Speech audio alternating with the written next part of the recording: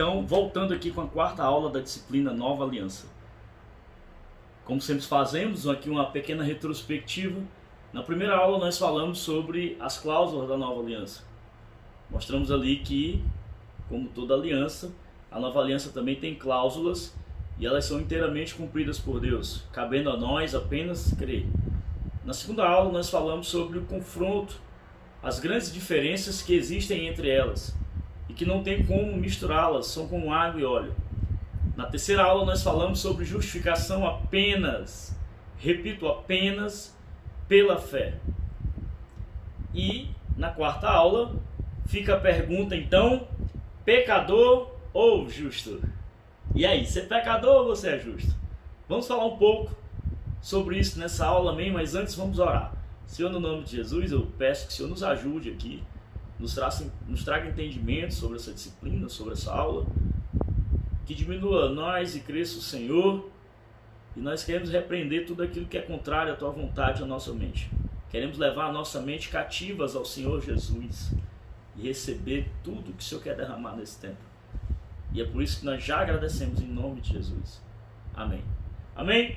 Então a verdade é que não somos mais pecadores, mas fomos feitos justos por meio da obra de Jesus lá na cruz.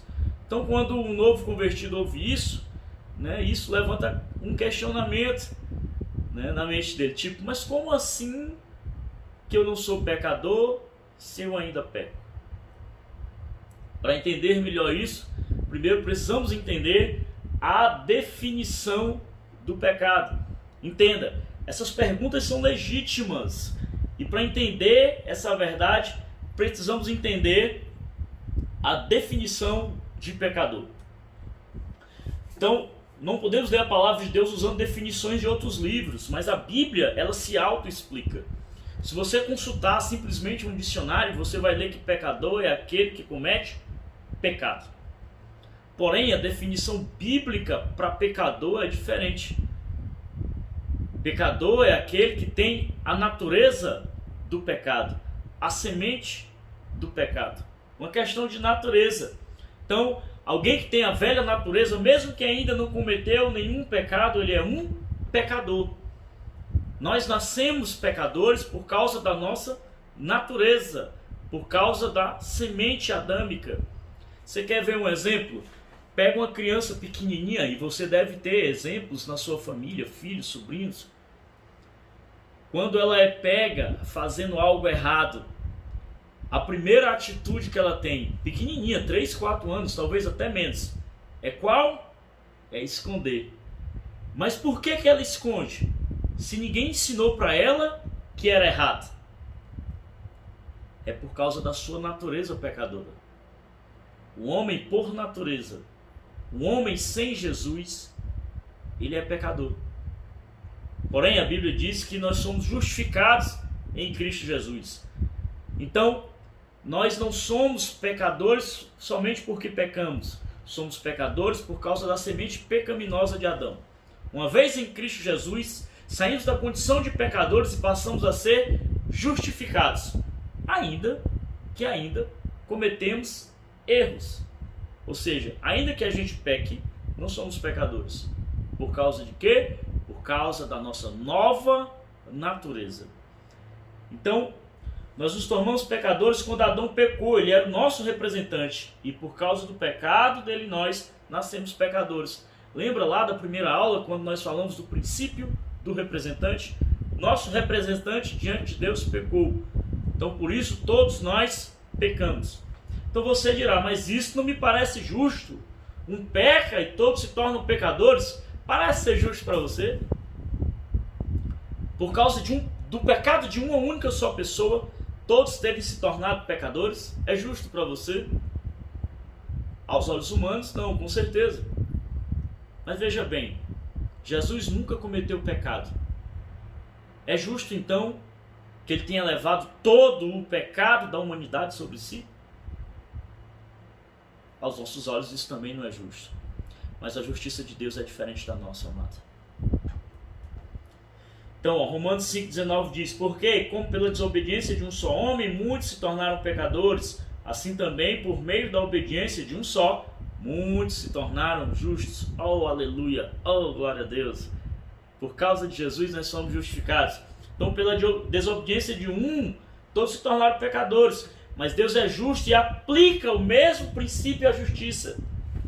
Então, se por causa de um, todos nós somos feitos pecadores, esse mesmo princípio é aplicado por causa da justiça de Jesus. Então, todos nós, por causa de Jesus, em Cristo Jesus, somos feitos justos. Então, Deus fez Cristo o nosso representante. E porque Ele obedeceu, agora nós somos considerados justos. Então não tem nada a ver conosco. Não é à toa que Romanos 11:36 diz que porque dele, por ele e para ele são todas as coisas. A ele, pois, a glória eternamente. Amém. Nunca teve a ver conosco, mas sempre com ele. Sempre. Por causa dele nós somos justificados.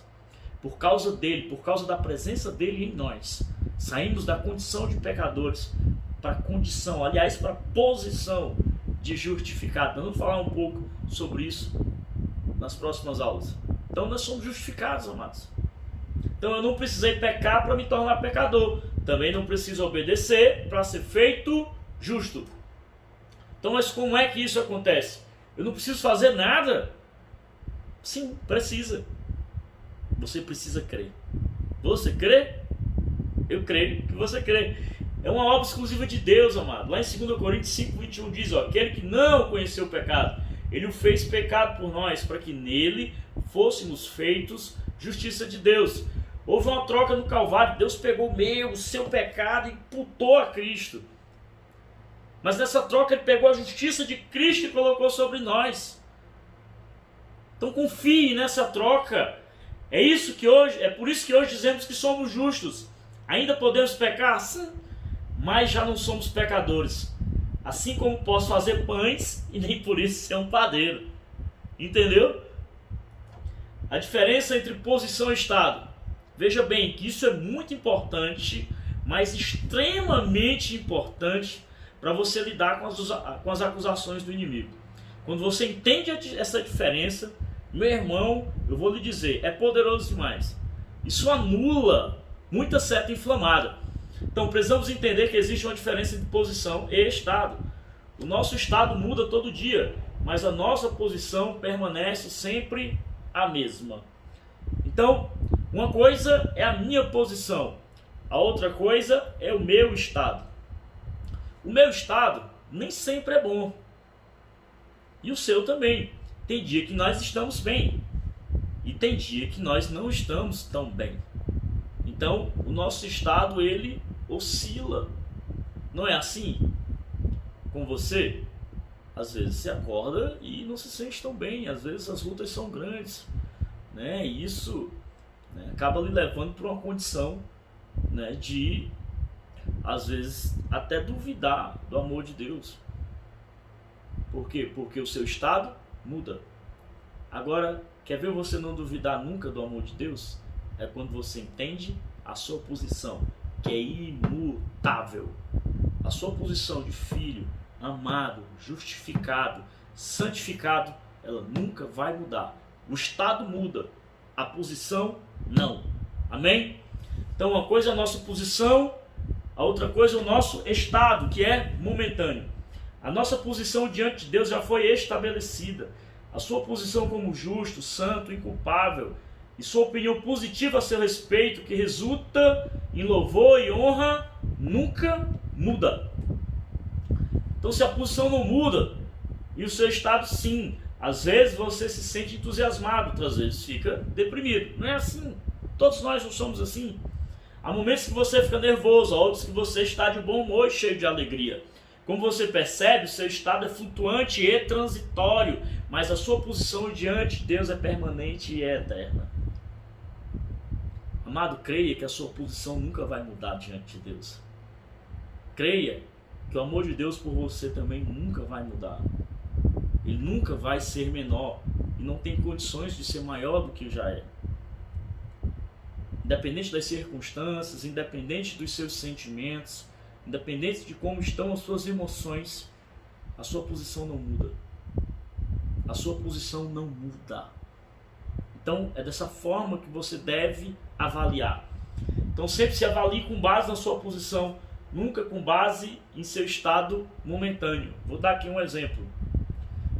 Quando eu me avalio com base no meu estado que é flutuante, eu começo a sair da perspectiva correta a respeito de Deus. Como? Então, quando eu avalio com base no meu estado, eu começo a pensar assim: se Deus me amasse, eu não estaria nessas condições. Essa é uma avaliação errada. Mas quando eu me avalio baseado na minha posição, veja a diferença. Eu sou filho amado do Senhor. Deus me ama, eu sou justificado, santificado. Então esse estado ele não é condizente com a minha posição. Senhor, me ajuda, me mostra como devo andar para que o meu estado se torne condizente com a minha posição. Entende aí a diferença? Então eu sempre tenho que avaliar a situação conforme a minha posição, que é permanente, imutável, nunca tendo como base o meu estado.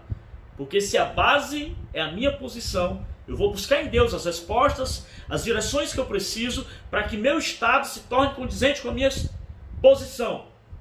Mas se eu me avalio com base no meu estado, que é flutuante e às vezes não é tão bom, eu começo a duvidar do amor de Deus por mim, eu começo a duvidar se de fato eu sou justificado, se de fato eu sou amado, se de fato eu sou santificado, se de fato eu sou filho. Não, saia desse lugar. Se você estiver nesse lugar, em nome de Jesus, saia desse lugar. Eu e você precisamos estar no lugar confiantes na nossa posição. Qual posição? A de filho. E essa posição, ela nunca, amado, ela nunca vai mudar. Amém? Então, permaneça na posição. Quando o povo de Israel peregrinava no deserto, eles tiveram de passar pela terra de Moabe. Balaque, o rei de Moabe, estava com muito medo de Israel. Então ele contratou um profeta chamado Balaão para amaldiçoar o povo de Deus.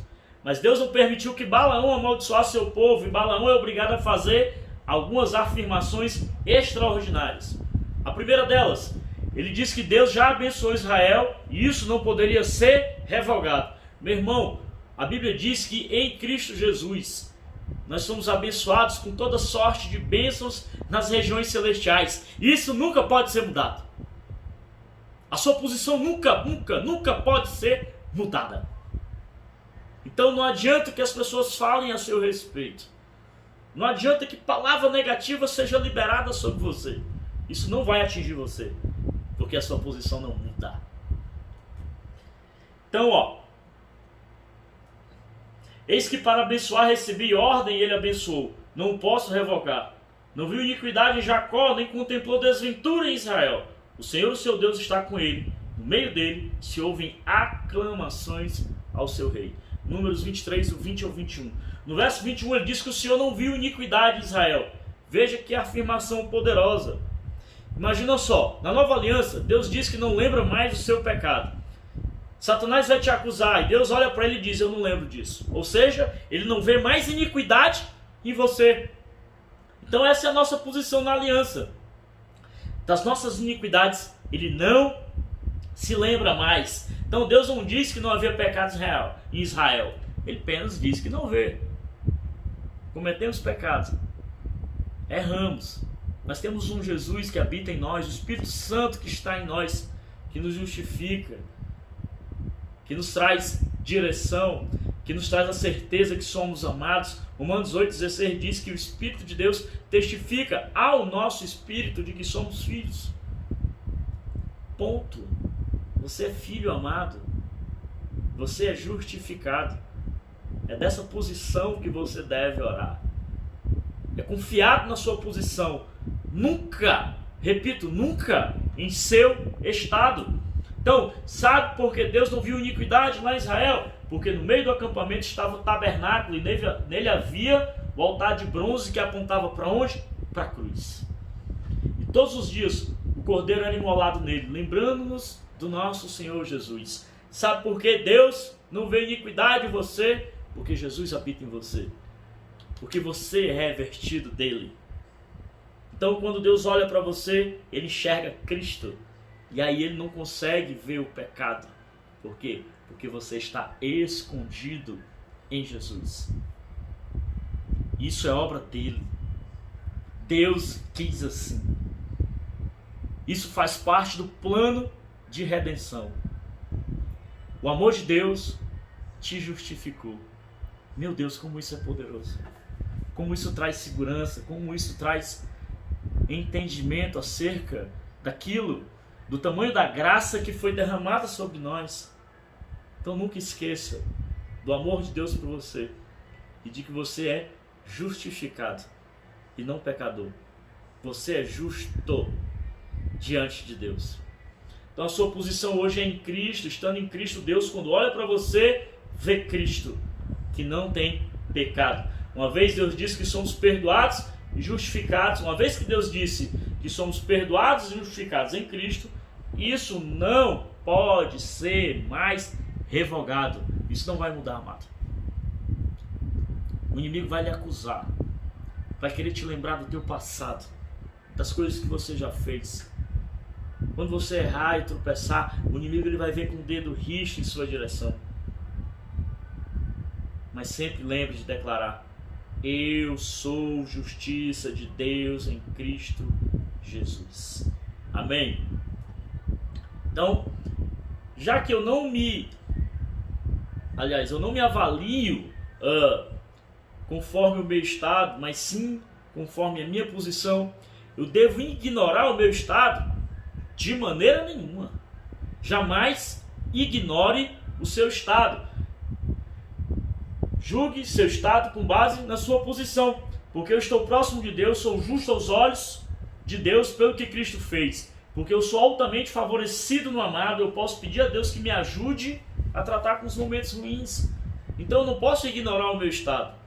Sempre que meu estado não for bom, eu tenho que ir lá aos pés da cruz, buscar a direção do Senhor Jesus, para que as circunstâncias ao meu redor mudem. Você pode fazer isso não só apenas por você, mas por outros. Ser esse intercessor. Quando o estado do seu irmão não for bom, você pode ir na direção do Senhor e pedir e orar por ele. Quando a situação na sua família não for boa, não ignore esse estado. Vá buscar a resposta em quem tem. Vá buscar a direção em quem tem. Vá buscar o poder de Deus para que as condições mudem. Você é homem e mulher de Deus de fé. E você pode mudar o seu estado, você pode mudar as circunstâncias através da palavra criativa de fé. Então, o seu estado nunca deve ser ignorado. Pelo contrário. Sempre que as circunstâncias não forem favoráveis, vá buscar o favor de Deus, que já está sobre você. Amém? Então pensamos que a posição depende de nós, e quando nosso estado muda, nós concluímos que a opinião de Deus ao nosso respeito mudou também, negativo. Eu lamento porque muitos irmãos, quando passam por batalha, passam por tribulação, começam a duvidar da própria posição que tem em Deus, começam a duvidar do amor de Deus. Esquecem-se da palavra do próprio Senhor Jesus, que disse que no mundo teríamos aflições. Mas ainda bem que ele não parou por aí, ele disse: mas tende bom ânimo, porque eu venci o mundo. Em outras palavras, Jesus está dizendo que te anima sempre que vierem as lutas, porque eu venci todas elas e comigo você vence também. Agora eu estou em você. Em Cristo Jesus, amados, nós somos mais do que vencedores. Quando eu vivia no mundo, eu também tinha problemas, e muitos problemas, mas não tinha resposta para nenhum deles. Em Cristo, continuamos tendo problemas, mas Jesus tem resposta para todos eles. Jesus tem soluções para todos eles. Jesus tem vitória para todas as batalhas que enfrentarmos. Creia nisso. Creia. Em Cristo somos mais do que vencedores. Então, ainda que seu estado não possa alterar sua posição diante de Deus, ou seja, a opinião positiva que ele tem a seu respeito, o seu estado pode mudar a sua posição diante dos homens, o seu testemunho perante as pessoas. A Bíblia diz que Deus procura verdadeiros adoradores que o adoram em espírito e em verdade. A primeira dimensão, em espírito, não depende de nós. A segunda, em verdade, depende de nós. Temos um testemunho para dar diante dos homens. Um testemunho que glorifica o nome do Senhor. E sempre que nosso estado não está bom, esse testemunho ele é afetado. E é por isso que devemos buscar andar completamente na dependência de Deus. E toda vez que esse estado apontar, esse estado afetar, aliás, né, o testemunho que temos diante dos homens, é o meu papel, é o seu papel, ir aos pés da cruz, buscar no Senhor uma direção. E Deus é tão amoroso que Ele nos cerca de proteção. Deus colocou na sua vida uma liderança, um irmão mais maduro, que pode lhe ajudar sempre que seu estado estiver difícil. Outros irmãos mais maduros que têm um tempo de caminhada maior do que você, que podem lhe ajudar, trazendo aquilo que Deus já fez na vida deles. Mas nunca se conforme quando seu estado não estiver bom, porque isso não condiz, isso não expressa a sua posição. A posição de amado, justificado, santificado, perdoado. Então sempre quando seu estado não estiver bem, sabe, eu oro em nome de Jesus para que você tome uma posição, seja diligente na atitude de buscar em Deus uma mudança nesse estado, para que ele fique condizente com a sua posição. Amém? Então, pode tirar sua paz da mente por causa da comunhão com os outros, pode afetar o seu desfrute das coisas do Espírito e também a sua utilidade para Deus. Por tudo isso, não ignore o seu estado. Não ignore o seu estado. Amém? Então, precisamos também reconhecer a disciplina de Deus. A Bíblia diz que o pai que não ama o filho, aliás, que não disciplina o filho, não ama. E o próprio Deus, que é pai, jamais negaria a sua própria palavra. Então, tem disciplina para nós? Claro! Mas veja bem o quão bênção é ser disciplinado por Deus. Porque se eu sou disciplinado por Deus, é porque eu sou amado. Todos que são amados são disciplinados. Então, reconheça a disciplina de Deus. Ele pode usar as circunstâncias para isso, para que você possa acordar para uma realidade que você ainda não viu. Ele pode usar um irmão, a sua liderança. Você é daqueles que reconhecem essa disciplina, então sua posição não muda, ele te vê como justo, santo e com sua natureza divina, mas isso não significa que ele não vai corrigir. Claro que vai. Amados, deixa eu dizer uma coisa para você, no reino espiritual cada um de nós carrega uma placa, e nessa placa está escrito em obras.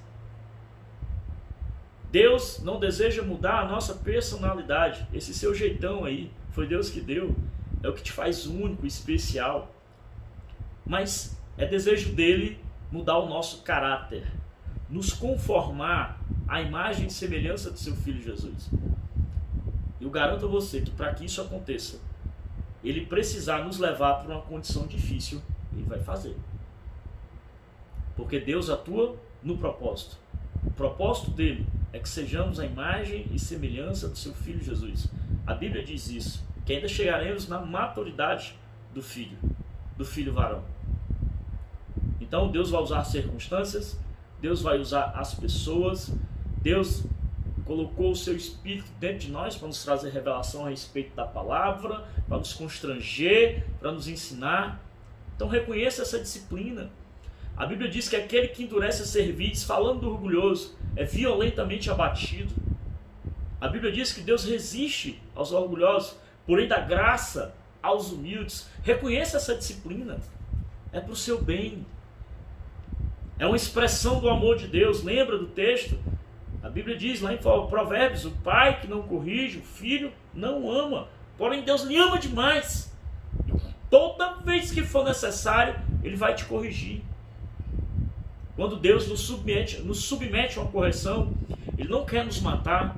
Não é desejo dele fazer apenas com que a gente sofra, de maneira nenhuma. Deus é amor. O que ele quer é que a gente saia dessa situação melhor do que entramos. A prova é para isso. Para ser aprovado, primeiro tem que passar pela prova. Não tem como ser aprovado sem fazer a prova. Mas lembre, toda vez que você passar por um tempo assim, você sairá dele ainda mais fortalecido, ainda mais convicto do amor que Deus tem sobre você. Então reconheça essa disciplina de Deus. É para o nosso bem, é para o nosso crescimento. Creia nisso. O pai que não disciplina o filho não o ama. Então, a extensão da correção de Deus é na exata medida do seu amor. Oh, aleluia, glória a Deus. Porque temos um pai que ama e que nos corrige.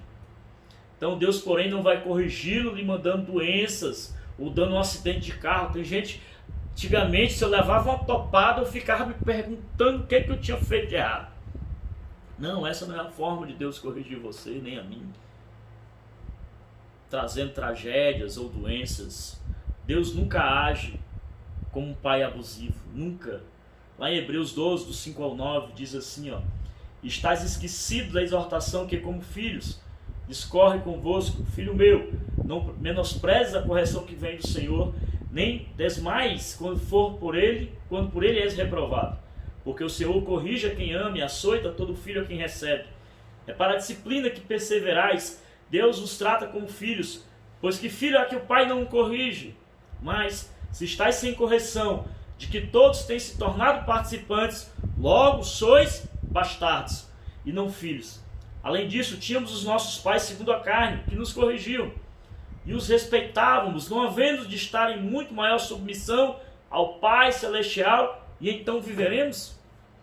Então veja só, se não somos corrigidos é porque somos bastardos. E a Bíblia diz, a gente não se sujeita aos nossos pais naturais, que nos corrigem.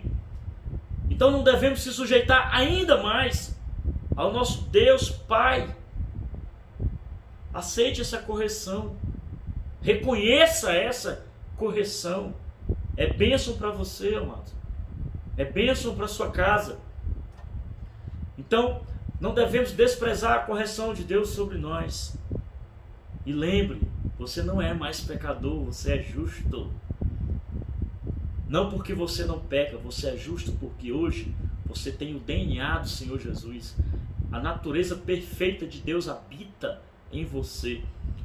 Mora em você a força mais poderosa do universo, que testifica que você é filho amado do Pai. E essa força é o Espírito Santo de Deus. É dessa posição que você deve orar. Amém? Então encerramos aqui a 4ª aula. E eu espero em nome de Jesus que você recebeu nessa aula revelação para nunca mais se declarar pecador, mas justo diante de Deus. Amém? Um grande abraço, Deus abençoe em nome de Jesus.